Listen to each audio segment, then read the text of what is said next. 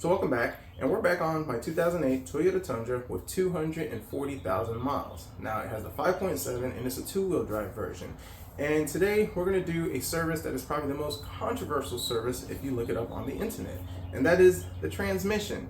Now yes, you do want to service the transmission and keep the fluid fresh, but if it's never been done, a lot of people tell you not to do it. Now this has 240,000 miles on it, and I have no history of when or if it was done.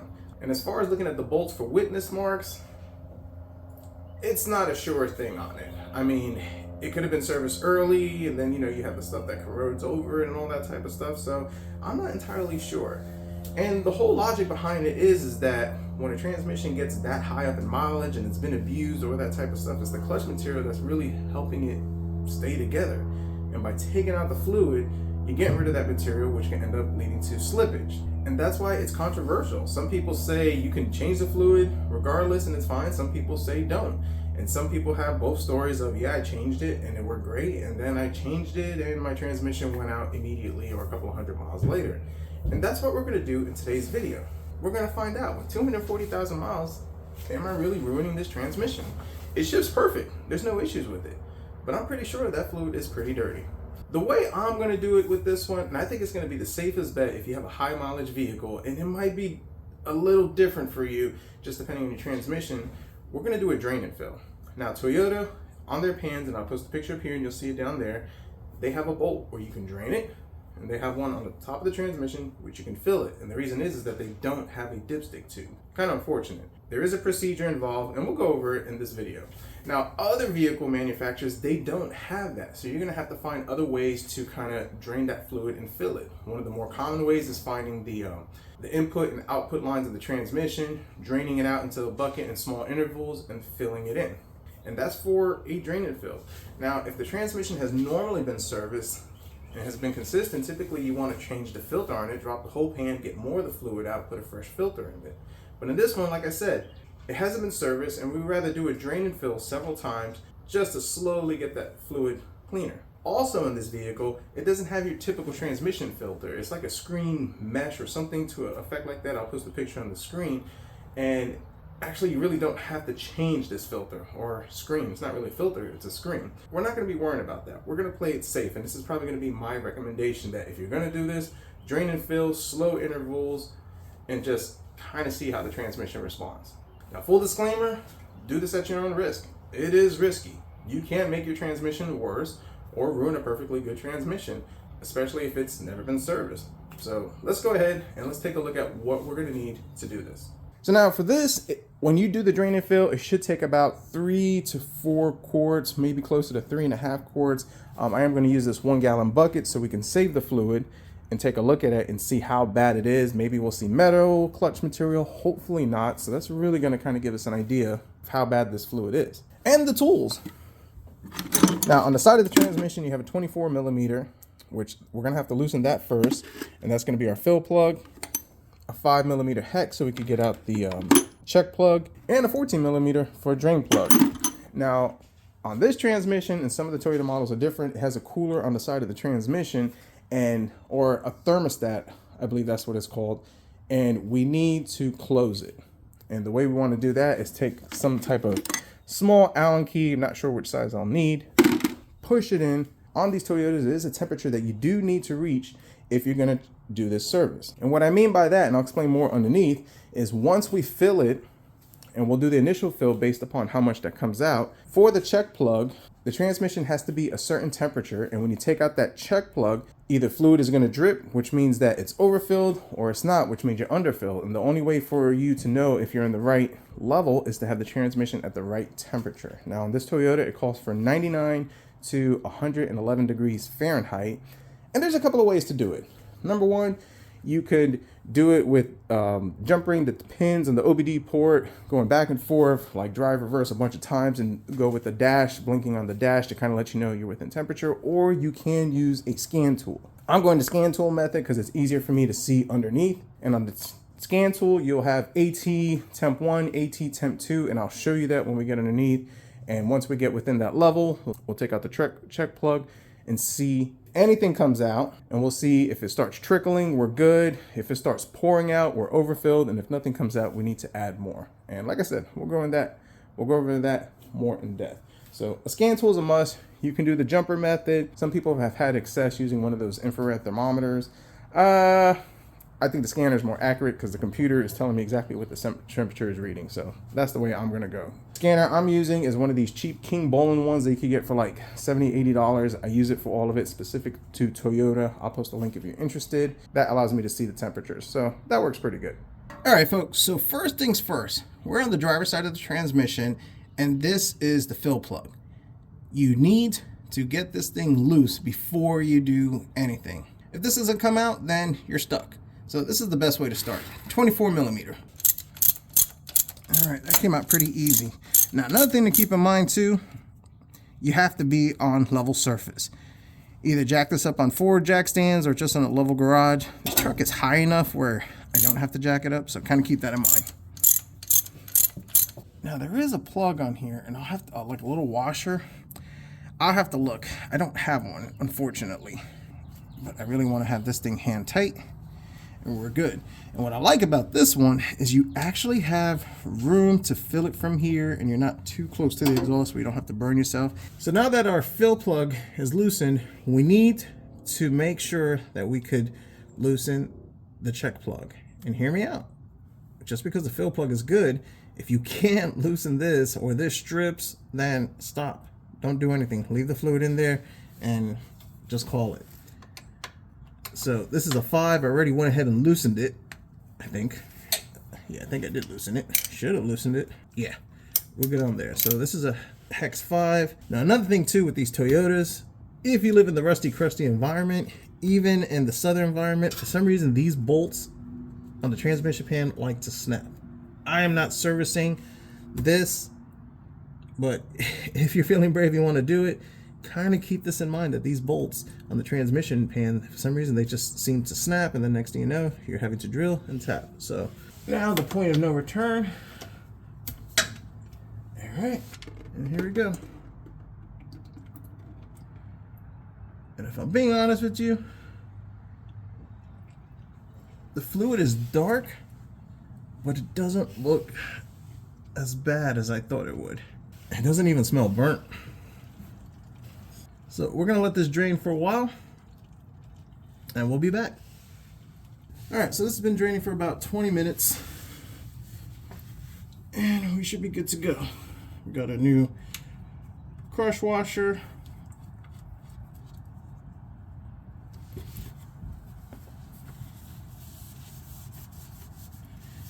And we're gonna do a drain and fill about 3 times just to make sure we get everything out of here, or get as much clean fluid as we can.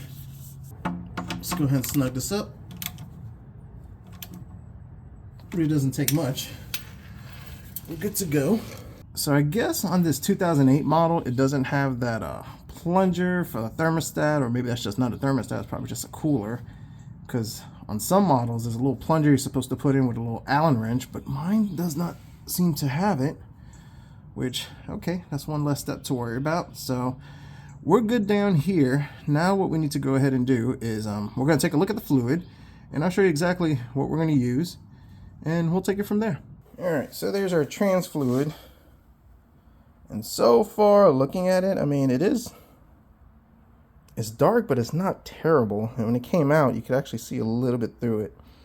Now, we're going to pour it into another bucket and kind of get an idea if there's any chunks or anything. So let's go ahead and do that.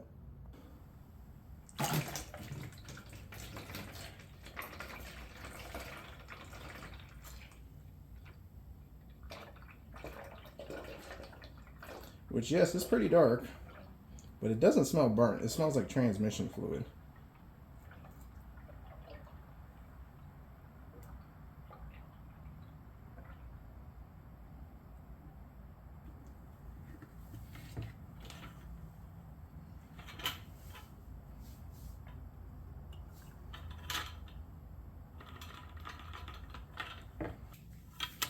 Now, kind of taking a look at it, and I don't know how well it comes out the camera. I mean, we do have some normal little specks, but nothing bad.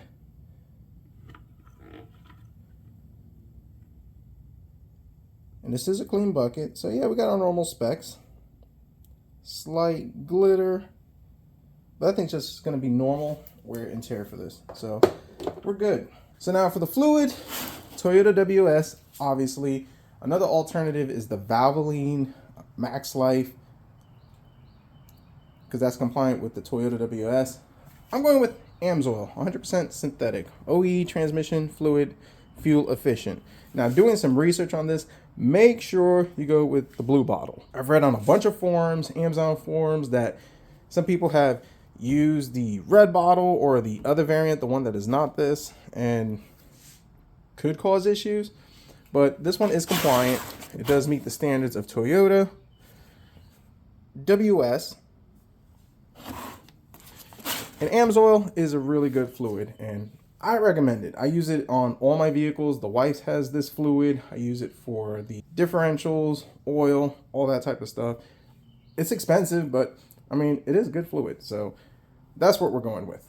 So now underneath, we got our drain plug, which is loose.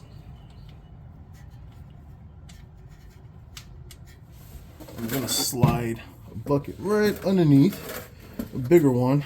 And we're gonna go ahead and slide a tube, just like so. And we're gonna be using one of these fluid transfer pumps. I got this one at Walmart. It was cheap. I've used them before, but the problem is that if you don't clean it, the fluid can kind of mess things up. And I used it actually, I think, for some brake fluid. And to kind of give you an idea of the setup I have, so tube goes into the fill plug just like that. We got our gallon jug, and we're going to start with 3 quarts, maybe a little more. And there's our pump. Now, an electric pump would be a lot better, but they also cost a lot more money. So we're just going to do the best we can. There you go. And we're just going to slowly get that in there. Now I have the jug facing towards me, and it has these lines. We're on level surface, so as soon as we get to the 1 quart mark, we're going to stop right there. And surprisingly, with this pump, it's actually going a lot faster than I thought.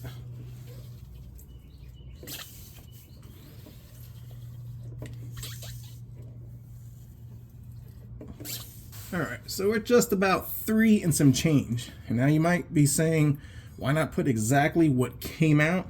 Well, here's the thing. The radiator was replaced, and you do lose some fluid from the radiator. So I want to make sure I have this thing exactly where it needs to be. Now, we did make a little bit of a mess, but not terrible. What we need to do now is go ahead and get this thing in. Just like so. What's up? Who are you talking to? YouTube? Oh, okay, sorry. No, you're fine. And we're just going to hand tight this. And now we need to warm up the truck and get the transmission to temperature. And I'll show you on that scanner, which I use on my phone, the temperature, and that's going to make this a lot easier.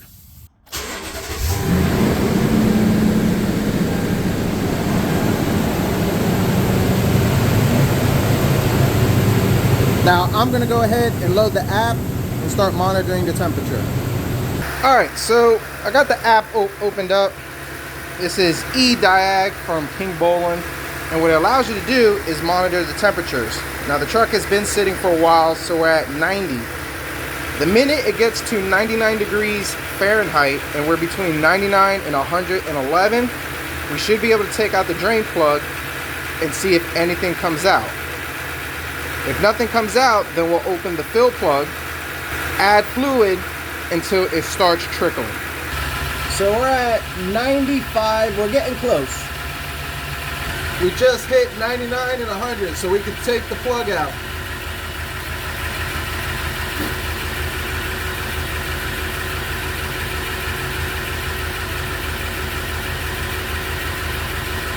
Nothing came out, so we're still short.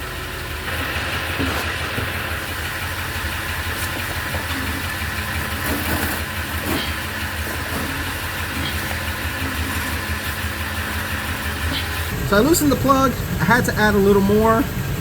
rechecked it, made sure the temperature was between 99 and 111. And after doing that, we got it down to a trickle. So let's go ahead, let's clean this up, and let's see if this thing still dries. All right, so now that we're down to a trickle, let's go ahead and put it in engagement. Now I did check before, went through the gears. So we do have engagement there, but let's see if this thing actually moves or slips. Smooth.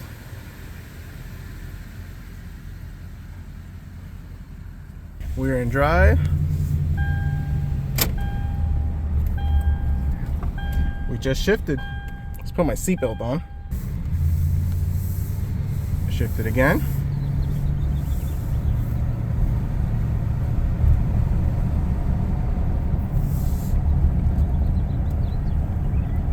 Shifting buttery smooth.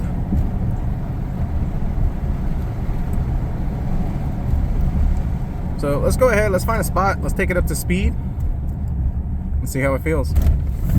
All right, so we're coming from a dead spot. We're gonna give a little bit of gas just to merge onto this. Shift it smooth, crisp. No hesitation, no harshness. Transmission feels good.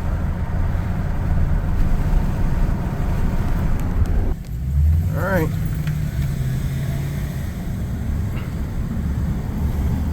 I'm gonna stop.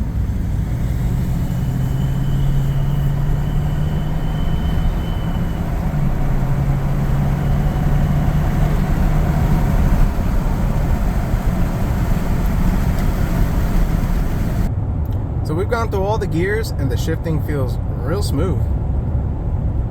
And this is only the first flush.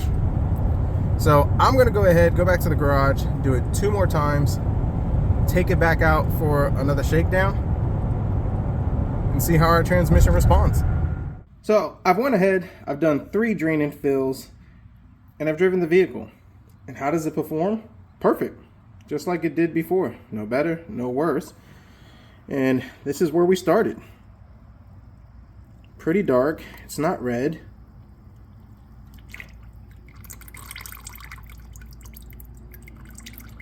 But definitely stuff you don't want in your transmission. And now the fluid that trickles out looks just like that. So should you change your transmission fluid? Well, it depends. If the vehicle has been regularly serviced, why not keep up with the service and keep that transmission running a long time? If it's never been serviced, then can it be a gamble? Yeah. Had this fluid smelled burnt and had chunks coming out or a lot more debris than what I saw, I might have been concerned. But the fluid didn't smell burnt. The debris seemed normal. And after doing drain and fills like that, we got the fluid nice and clean. Now we're not forcing fluid and flushing things and putting pressure in the lines, possibly putting that dirty, contaminated fluid into areas of the transmission that we don't want. All we're doing is just naturally letting it drain and adding. And I think that's the safe bet for an older transmission that's unknown. Now think about it this way. You buy a used transmission for your vehicle because your transmission went out, it's probably gonna be missing fluid. And what are you gonna have to do? Add fluid, which is the same thing as a drain and fill. I think if you have a high mileage transmission, and do your own research, I'm not an expert, I'm just giving you my opinion, a drain and fill couldn't hurt it. So as far as this 2008 Toyota Tundra, 5.7 with 240,000 miles, a drain and fill was a success.